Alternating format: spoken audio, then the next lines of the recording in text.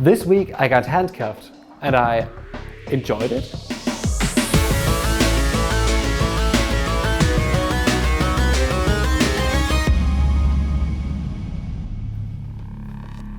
Hello everyone, my name is David and this is Life Escape Guide.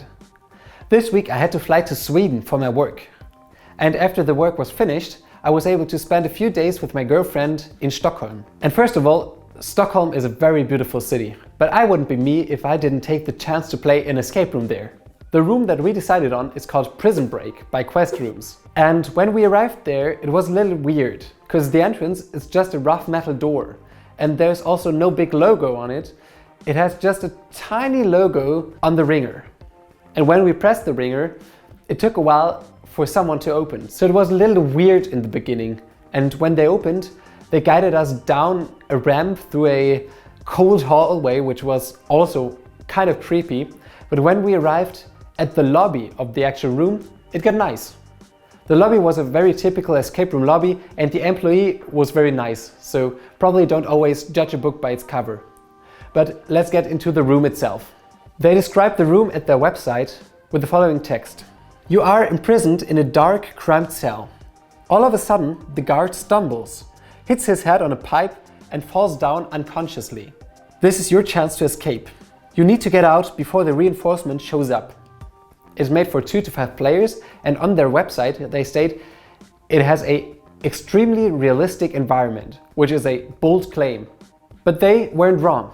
There was one element that was very special for the room and they started before the room even.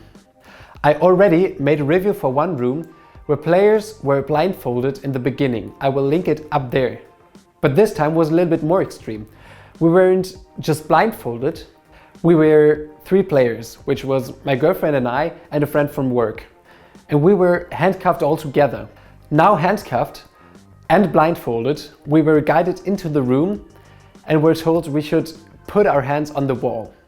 Then we heard the game master leaving the room and locks clicking behind us, and the room started.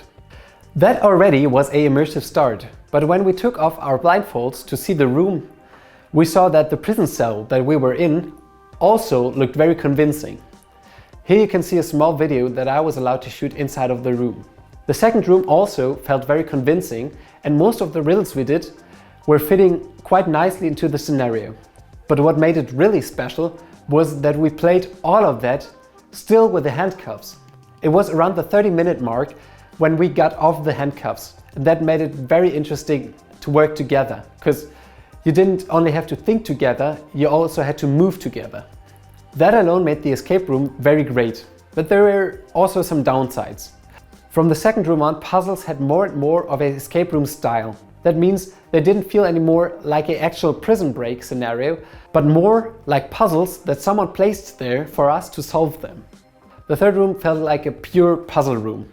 But that doesn't mean that it was badly designed. Not at all, it looked very interesting actually.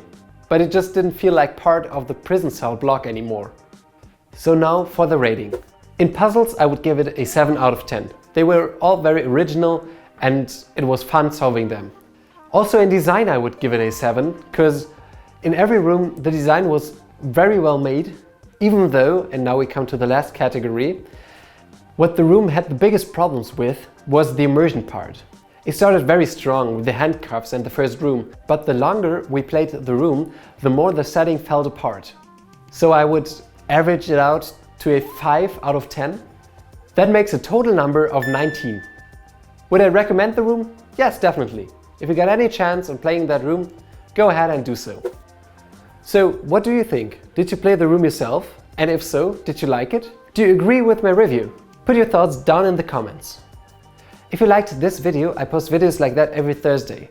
So if you want to see more of the videos, consider subscribing to my channel. And if you want to miss none of my videos, then press the bell icon to be notified whenever I upload new videos.